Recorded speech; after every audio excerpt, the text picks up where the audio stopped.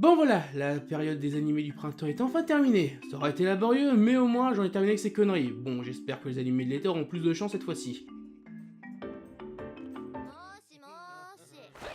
Ah bah non.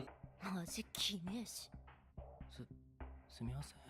きさ気を忘れて日々に溶けた無数の粒 Bonjour à tous. Aujourd'hui on va parler d'une série qui vaut vraiment le coup d'être regardée. Non, je déconne pas. Pour une fois, cet avis avec sera sous le signe de la positive attitude. Et cet anime n'est autre que l'ère des cristaux. Ou Useki no Kuni en version originale est basé sur le manga du même nom écrit et illustré par Ishikawa Haruko qui a bossé sur 25 Shino Vacances et Muchito Uta, des mangas que personne n'a jamais entendu parler parce qu'ils sont jamais sortis en France.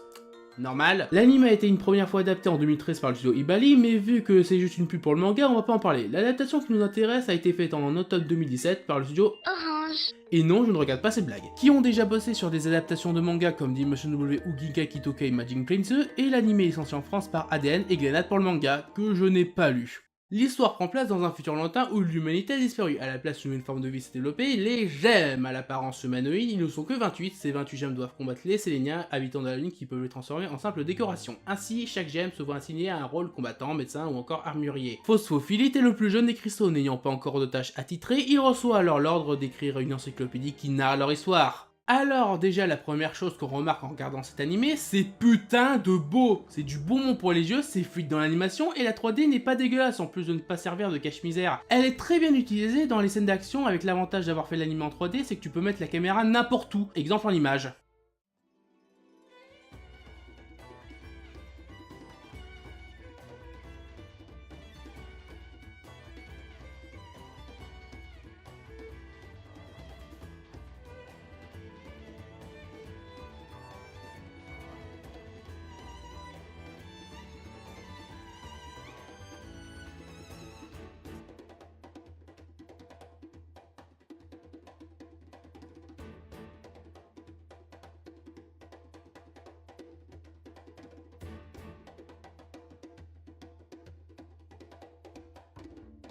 C'est trop bien. Je dirais même plus, la direction artistique est cool de manière générale, ça donne un univers qui non seulement change des productions habituelles, mais qui en plus reste cohérent. Oui, parce que bon, je rappelle que dans l'animé, les héros sont en costard et doivent se battre contre des entités inspirées des légendes bouddhistes qui apparaissent façon test de Rorschach. Mais en plus, tu as même des mollusques.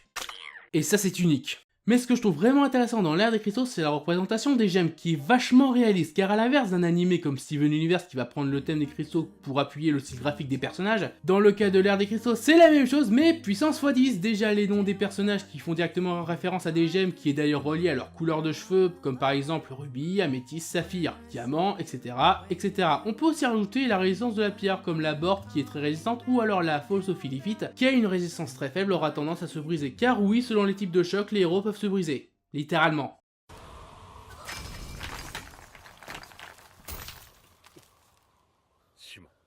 En plus de ça, on a aussi le fait que les personnages n'ont pas de genre. Bah oui, vu que c'est des pierres. Il y a vraiment eu une phase de recherche de la part des auteurs de l'anime ou du mangaka, c'est possible aussi, et ils se sont vraiment renseignés sur le milieu des pierres précieuses pour créer cet ensemble. Je pense notamment aux coupures pub où tu as des informations sur les pierres dans la vraie vie. Et avec tout ça, ça donne des personnages qui sont très différents d'un point de vue design, mais qui en plus ont des faiblesses et des particularités qui leur est propre. Bon, par contre, c'est peut-être le seul point négatif que je trouve à l'ère des cristaux, c'est que les personnages ne sont pas tous très bien développés, et même s'il y en a qui sont un peu exploités, il y en a quand même pas mal d'autres qui sont un peu délaissés. Alors oui, normal, vu que l'anime a seulement 12 épisodes, on n'a pas forcément le temps de développer tous les personnages. Même si la grande majorité d'entre eux est quand même bien exploitée, c'est quand même dommage d'avoir des personnages mis un peu en retrait. Cependant, la plupart d'entre eux ne manquent pas de personnalité, et ça reste moins gênant par rapport à d'autres animés, comme par exemple Angel Beats. Et maintenant, passons en revue quelques personnages importants d'animé. Par exemple, notre héros, Phos. Alors oui, je vais pas m'amuser à dire son nom complet tout le temps, Phosphophilite, parce que c'est quand même très chiant à dire, mais bref. Ce personnage sert notamment à donner l'exposition de son univers au spectateur, car étant la gemme le plus jeune de l'équipe et par conséquent le plus inexpérimenté, c'est donc à lui qu'on va devoir se référencier en tout ce qui concerne tout le fonctionnement des gemmes, de leur règlement et de leur rôle en tant que groupe. C'est quelqu'un d'un peu casse-cou qui demande juste à ce qu'on l'envoie combattre les Séléniens malgré le fait qu'il soit très faible, et c'est vraiment un très bon personnage qui arrive à être attachant assez rapidement dans l'anime.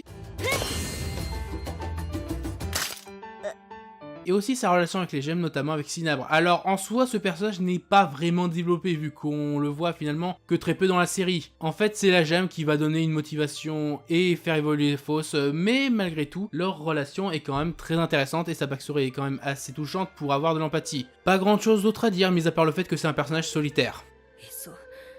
あんな奴いない方がいい。煩わしい。めんどくさい。気まぐれで、稚拙な思いつきしか持っていない。愚鈍で何もできないくせに、想像しくまとわりつき、こちらの迷惑も構わず自分の思いつきを押し付けてくる。大嫌い。新章ボスに告白でもされたの？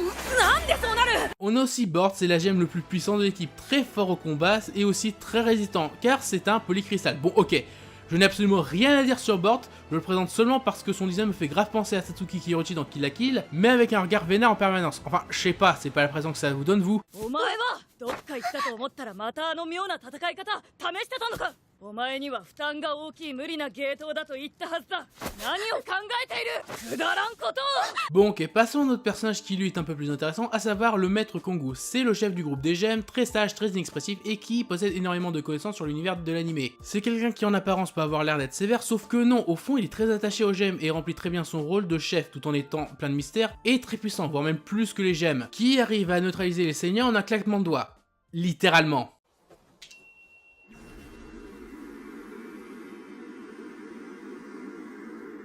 De plus, malgré le fait qu'il soit sérieux, il lui arrive d'être drôle à certains moments. D'ailleurs, de manière générale, j'aime beaucoup l'humour de la série, car je trouve que son timing comique, voire même les dialogues de manière générale, sonnent toutes très naturelles. C'est pas un humour à la Maître Dragon où le comique se base surtout sur l'exagération des situations, là on est plus dans un truc beaucoup plus calme. Même s'il y aura quand même pas mal d'excès d'humour par moment. Bah oui, on est quand même dans un animé japonais. あれ慣れております7の方連れて断る。断れない。僕が先生にチクんなかったら2人とも今頃月だぞ。分かってんのか？ルチル、こいつの心と体のコード入れ替えれない？どうにかしてこのしょっぱい仕事から僕を逃がしなさいよ。 Mais ça n'empêche pas d'avoir des moments sérieux, réussis et une bonne utilisation de la tension dramatique, notamment dans les combats. Par exemple, l'apparition des Séléniens sont montrés de façon étrange, car leur design sonne mystérieux par rapport à l'univers de l'anime, en plus de paraître comme des entités déshumanisées et extrêmement dangereuses.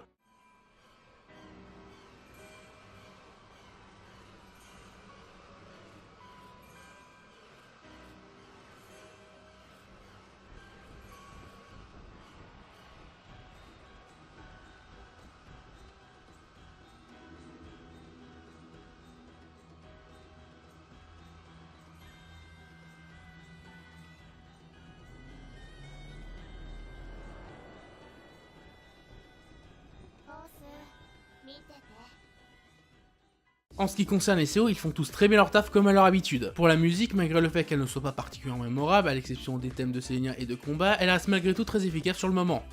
Par contre, le sound design est une tuerie. .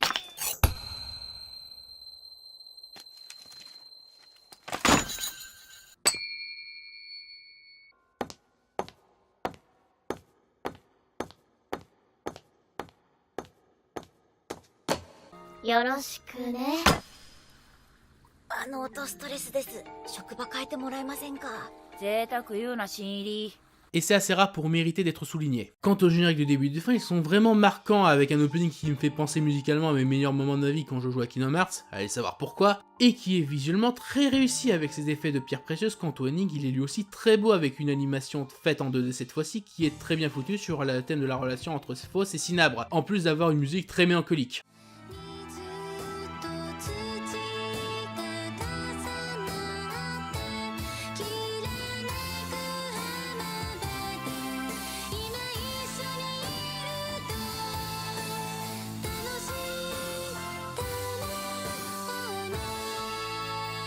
Pour conclure, l'ère des cristaux est vraiment pour moi le coup de cœur de l'année 2017 et me fait dire qu'on arrive encore à trouver des choses surprenantes en espérant que ça se passe pareil pour 2018. Et si vous hésitez encore à aller le voir, je vous rappelle qu'il y a des mollusques et même des mollusques anthropomorphiques.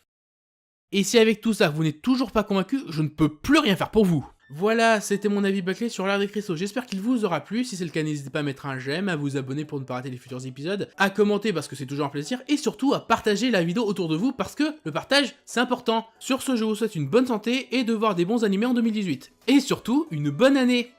Enfin, si je l'ai pas sorti après janvier comme un blaireau.